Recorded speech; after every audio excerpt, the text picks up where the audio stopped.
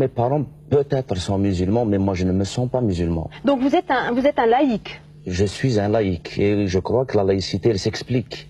Mais Lounès Matoub, comment est-ce qu'on peut être laïque et vivre dans un pays musulman? Tout d'abord, la laïcité, ce n'est ni de l'athéisme, ce n'est pas l'athéisme, la laïcité. La laïcité, c'est dissocier la religion de l'État. Et une chose est très importante. Il est grand temps en Algérie qu'on évacue la religion du champ politique. Et peut-être qu'un jour, on rentrera dans le concert des nations. Oui. Mais alors, là, ce soir, vous nous dites que vous vous définissez comme un laïc. Mais moi, je voudrais qu'on réécoute le discours tenu par Ali Belhadj, qui est le numéro 2 du FIS. Regardez.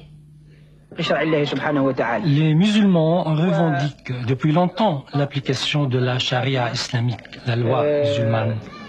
Le pouvoir actuel veut mettre l'islam dans un seul cadre bien déterminé. Or, l'islam est un tout. C'est la sociologie, l'économie et la politique.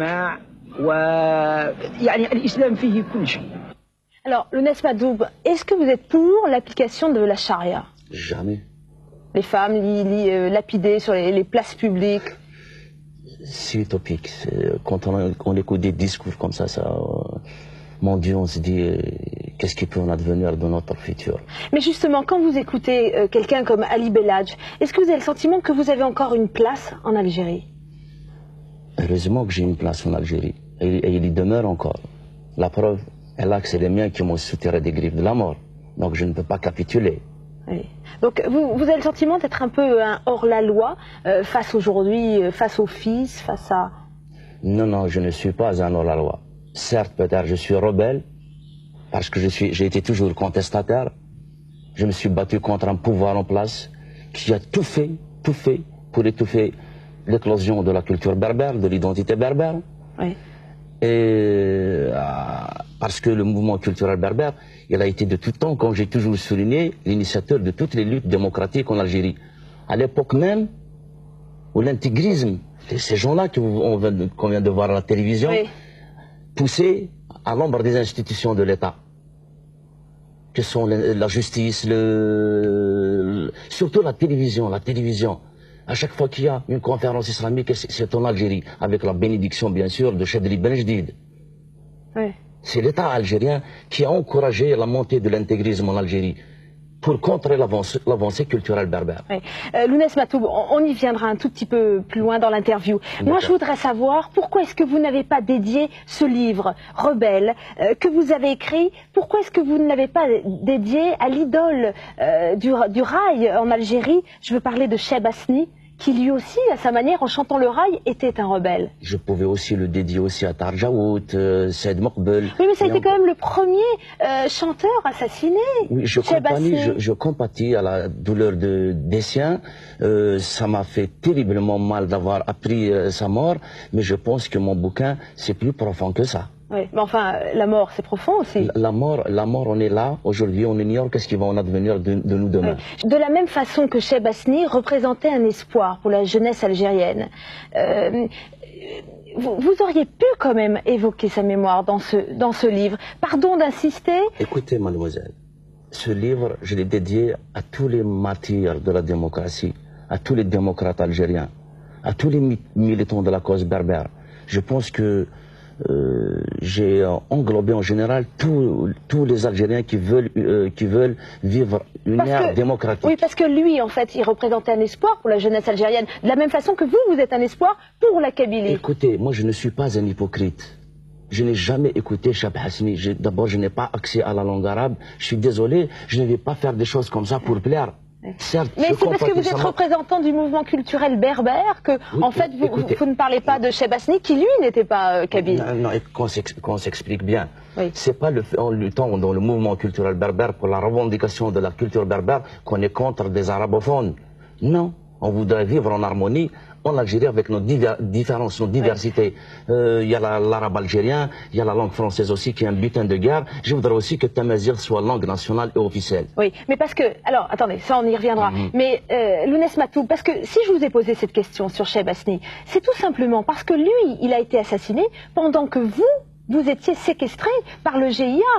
Lui, le 29 septembre, et vous avez été enlevé par le GIA le 25 septembre, 4 jours avant. Écoutez, donc vous pouviez en parler dans ce livre. Bien sûr, bien sûr. Écoutez, 3 jours après mon enlèvement, Cheb Hasni, le pauvre, a été assassiné. C'était pour créer une diversion. Oui. Parce que la Kabylie s'est soulevée comme un seul homme. Elle a scandé haut et fort, Matoub ou le fusil. Alors justement, pourquoi est-ce que Cheb Hasni a été tué par des terroristes islamistes? Et pourquoi est-ce que vous, on vous a laissé la vie sauve? Et pardon de vous poser cette question qui est douloureuse, mais... Quand on retourne aux élections de 1991, c'est bien le fils qui l'avait emporté en Oranie. Oui. Aujourd'hui, la seule région qui reste inaccessible à l'intégrisme, parce que le mouvement culturel berbère est implanté fortement, c'est la Kabylie. Et c'est la seule région qui reste, c'est le seul bastion qui reste à l'intégrisme en Algérie. Et je voudrais que toutes les autres régions d'Algérie copient sur la Kabylie. Parce qu'il y a des régions où ces gens-là, où ces assassins vivent en complète autarcie. Alors qu'est-ce que ça veut dire? Ça veut dire que si vous avez été libéré par ce groupe islamique armé, c'est parce que la Kabylie s'est mobilisée? En cette soirée du 10 octobre 1994, la peur avait changé de camp. Les intégristes avaient peur. Lounès Matoum, est-ce qu'aujourd'hui un espoir de paix n'est pas né avec la conférence de Rome qui a eu lieu il y a quelques jours et qui a rassemblé les principaux partis d'opposition, le FIS, le FLN et le FFS? Ces 3 partis ont rassemblé 80% des votes aux dernières élections législatives de 91. Écoutez, la réalité, elle est tout autre. Entre ce qui se passe au pays, ce qui se passe à l'étranger, c'est tout à fait différent. Oui, mais pour la première fois, le fils acceptait quand même de dialoguer. Donc, est-ce que c'est pas un tout petit pas vers la paix? Écoutez, ces gens-là sont déterminés. D'ailleurs, avant que le GIA ou l'AIS lance cette... Regardez, on voit d'ailleurs ces images. Donc, Haït Ahmed, c'est dramatique. Écoutez, j'ai envie de rire. Pourquoi vous avez envie de rire? Écoutez, j'ai envie de rire parce que j'ai envie de rire. Même si c'est dramatique, ça me donne envie de rire. Voilà, les deux compères. Haït Ahmed. Oui, ça me rappelle 85, disons déjà, à Londres. Ces 2 hommes, leaders historiques de la Révolution, il y a quelques 30 ans, construisaient l'État algérien. Aujourd'hui, il s'agit de le reconstruire en tenant compte des derniers nés de la classe politique, les islamistes. Pour la première fois, dans une ambiance plutôt détendue, toute l'opposition algérienne s'est réunie à Rome autour d'une idée force, celle du dialogue. Le pouvoir a refusé de participer à cette rencontre, mais par voie de presse, il a dit tout le bien qu'il en pensait, traitant les participants de charognards et la communauté proche du Vatican qui l'organisait de catholiques naïfs. Lounès Matoum, vous refusez de voir ces images? Vous refusez de dialoguer avec le fils? Écoutez, c'est pas à moi de dialoguer. Tout d'abord, je ne suis pas un homme politique. J'aurais aimé être chez moi, en Kabylie, chanter, me produire comme je vais me produire bientôt au Zénith. Et ce jour-là, les gens qui viendront au Zénith, verront la véritable face de ce bonhomme. Je ne suis pas un homme politique. Oui. Certes, je suis appelé, je ne peux pas voir mon pays sombre comme ça. Mais ce n'est pas à moi d'élucider. Je ne suis pas le génie de la lampe d'Aladin. Oui. Ce qui s'est passé à Rome, en quelque sorte, c'est le triomphe du Fils. C'est la République islamique rejetée par l'Algérie qui ne revient pas à Rome. Mais vous dites qu'il ne faut pas donc dialoguer avec le Fils? Mais avec qui faut-il dialoguer? Et comment la paix peut s'amorcer en Algérie? Le GIA m'a séquestré pendant 16 nuits. Et je ne veux pas être aussi avec un pouvoir qui m'a envoyé 5 balles dans la peau.